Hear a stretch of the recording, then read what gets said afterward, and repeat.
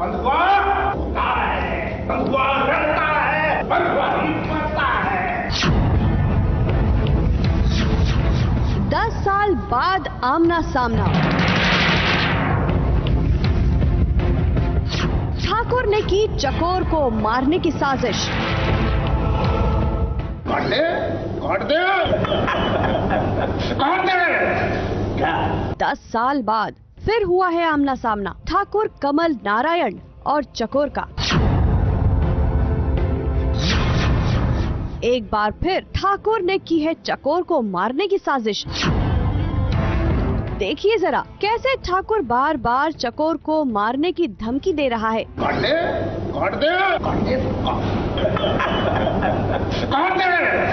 क्या? लेकिन चकोर की हिम्मत के आगे ठाकुर की धमकियां कहां टिकने वाली हैं? उसने तो बंधुआ मजदूर की मोहर को ही अपनी ताकत बना लिया है। हम तो तोहरा आभार मानत है कि तू हमका ये निशान दिया। ये निशान हमरे अभिमान का प्रतीक, हमारी पहचान। ये निशान हमका जीवन मान लक्ष्य दिया, तुम्हारे साम्राज्य को मिट्टी में मिलाने और तुमका जेल में पहुंचाने। ये मोहर है, बंधुआ की मोहर। ये उन्होंने मुझे बचपन में जब मैं पैदा हुई थी तब लगाई थी कि मैं उनकी बंधुआ हूँ। तो अब चकोर इतनी ग्रो हो गई है कि वो इस बंधुआ की मोहर को अपनी स्ट्रेंथ की तरह यूज कर रही है।